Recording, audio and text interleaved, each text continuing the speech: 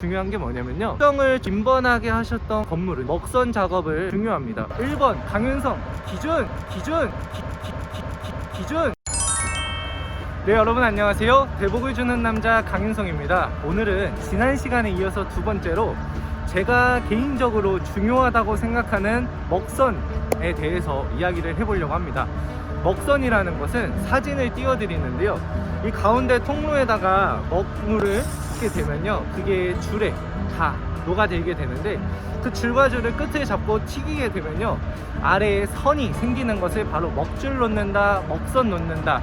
실내 공간 인테리어 할 때는 레벨기를 통해서 레이저를 쏘기도 하고요, 이 실외 공간에서 지속적으로 남아있어야 되는 공간에서는 이렇게 먹줄, 가루먹을 놓거나 이렇게 잉크 먹을 놓는 작업을 진행을 하게 되는데요, 이 작업이 가장 중요하다 생각하는 이유는요, 여러분들 저희가 군대에 가서든 초등학교에서 조회를 할 때 1번 강윤성 기준 이렇게 얘기하는 거를 많이 들어보셨을 거예요.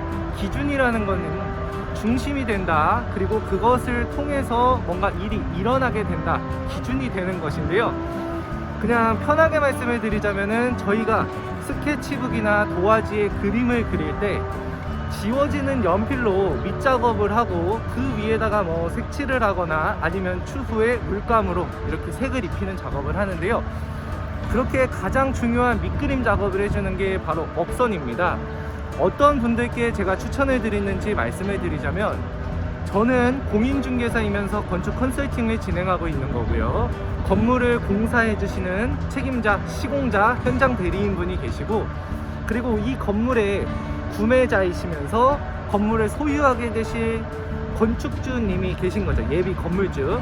그러면 우리 건물주님께서 도면을, 최초에 나온 도면에서 그대로 건물을 올리셨을 때는요, 먹선을 보시는 것을 거의 중요하게 생각하지 않으셔도 돼요. 왜냐?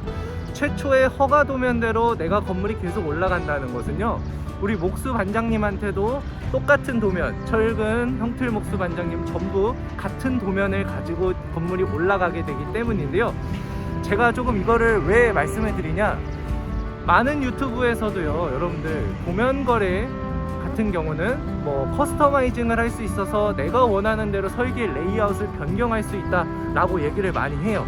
근데 대다수의 물건들이 최초의 도면이 확정되어져 있던 상태에서 수정이 되었기 때문에 설계사무소에서는 외주를 다시 보냈을 때 500에서 1000만원 정도의 비용과 한 달 반이라는 시간이 발생을 하기 때문에 최소한 벽의 이동을 줄이려고 하는데요, 그러니까 구조를 완벽하게 바꾸면 이 작업이 진행이 돼야 되는데, 벽체에 대한 간단한 이동 2m 정도 이동하는 거는 일괄 수정이라는 것으로 추후에 준공을 낼 때 서류를 제출하면 되게 됩니다.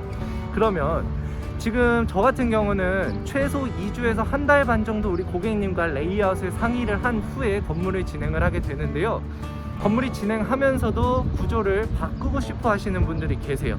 그러면 수정을, 원래 많이 복잡하고 피곤한 일이지만 제가 또 스케치업과 캐드를 하다 보니까 제가 작업을 해서 건축사님께 드리면 건축사님도 사실 일이 많이 줄어드시거든요.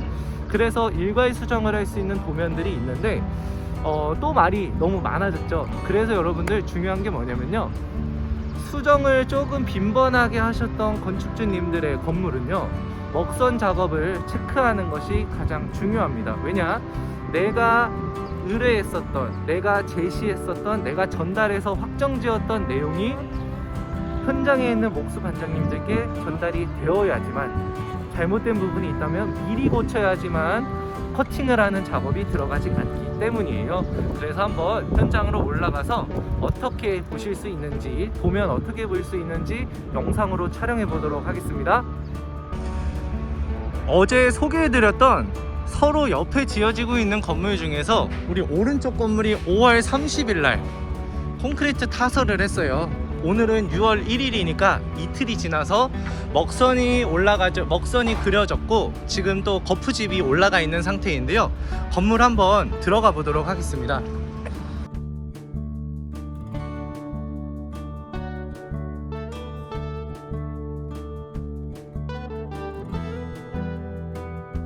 네, 여러분 지금 3층에 올라왔는데요, 철근이 이렇게 아래에서부터 이어져서 올라와 있는 것을 보실 수가 있어요. 오늘 현장을 사실 보는 것이 굉장히 쉬운 이유는 지금 3층 도면이 이렇게 되어져 있는데요, 우리 건물은 2층 도면과 3층 도면이 동일한 건물입니다.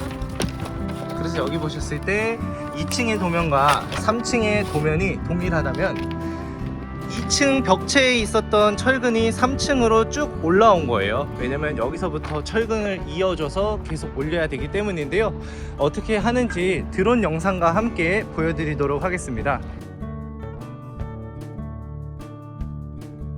지도를 딱 보기 좋게 펼쳐주고요, 제가 지금 계단 앞에서 영상에 한번 표시 드릴게요. 이 부분을 지금 진행을 하고 있는데 문 사이즈 같은 경우가 1500 나와야 됩니다. 그러면 여기서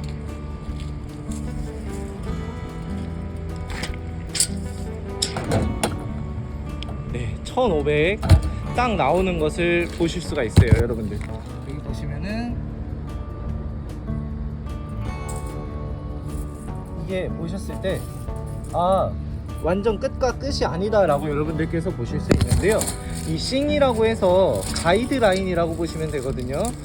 벽체의 중앙 철근에서 시작을 하는 라인이라고 보시면 좋습니다. 그리고 한번 계속 그냥 촬영을 해보도록 할게요. 네, 여러분, 제가 방금 그 드론 영상을 촬영을 하면서 휴대폰으로 촬영을 하다가 휴대폰이 고온으로 이제 꺼지게 됐어요. 그리고 드론은 호버링이라고 해서 뜬 상태로 움직이지 않고 멈춰 있는 건데요, 제가 사용하는 제품이 DJI 매빅 에어 2S라는 제품인데요, 제 제품 같은 경우도 이게 조금 온도가 올라가서 그런지 이렇게 내려오게 돼서 여러분들께 설명을 드리게 되었는데요, 이런 먹선을 보실 때 아까 처음에 말씀드렸던 것처럼 중요한 것은 내가 허가 도면을 허가를 받으시고 여러분들께서 수정을 하지 않으셨다면 여러분들께서 먹선을 굳이 이렇게 확인하셔야 될 필요는 없어요.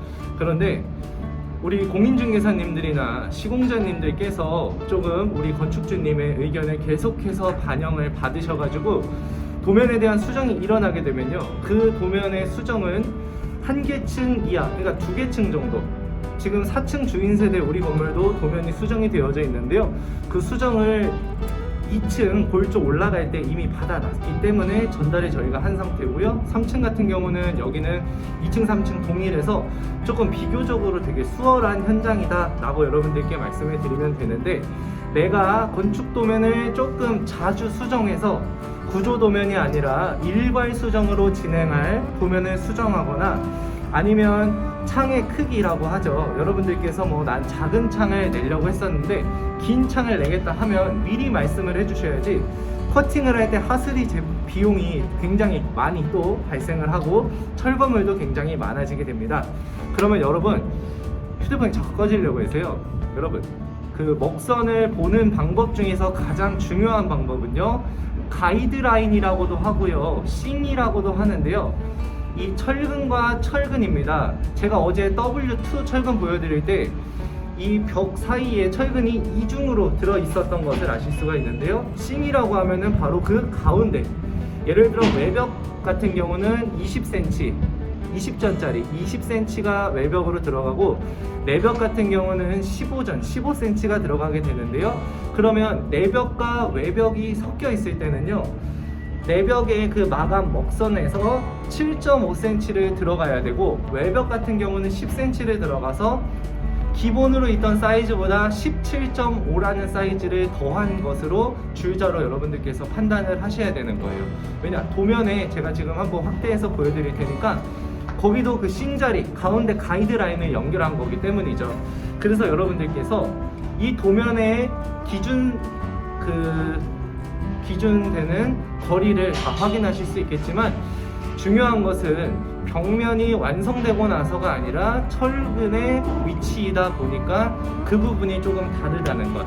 그래서 많은 분들께서 문의 주시는 게 도면대로 하니까 스케치업이나 아니면 플로어 플래너에서 내부 작업을 할 때 잘 맞지 않는다 라고 말씀을 해주셨던 게 벽의 두께까지 생각을 하셔야 돼요.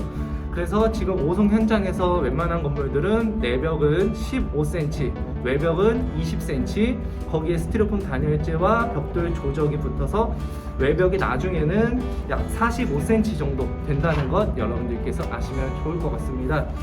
제가 앞으로는 조금 사무실이나 또 제 집에 스튜디오를 꾸려서 여러분들께 좀 이 현장에서 중구난방으로 소개해드리는 것이 아니라 조금 더 자세한 영상 소개해드리도록 하겠습니다.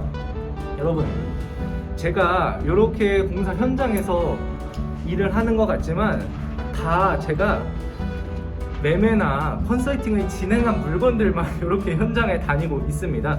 그래서 지금 기초공사가 3월, 4월 달에 많이 끝났어요. 5월 달에도 끝났고, 그래서 올해 한 2개 현장 정도를 더 진행을 하려고 하다 보니까요, 여러분들께서 혹시 나는 타지에 건물을 짓고 싶고 건물을 사고 싶고 건축이 되는 이 도면 거래를 진행을 하고 싶은데, 만약에 내가 타지에서 구매를 하다 보니까 믿을 만한 사람이 없고 어렵다 하시면요, 저한테 하시라는 건 아니에요. 여러분들, 저랑 여러 번의 만남과 미팅을 통해서 이 친구가 믿을 수 있는지, 성실한지, 정말 계속적으로 나랑 일을 진행할 수 있는 사람인지 여러분들께서 사람 보시는 좋은 눈을 가지고 판단을 하시면 좋을 것 같고요.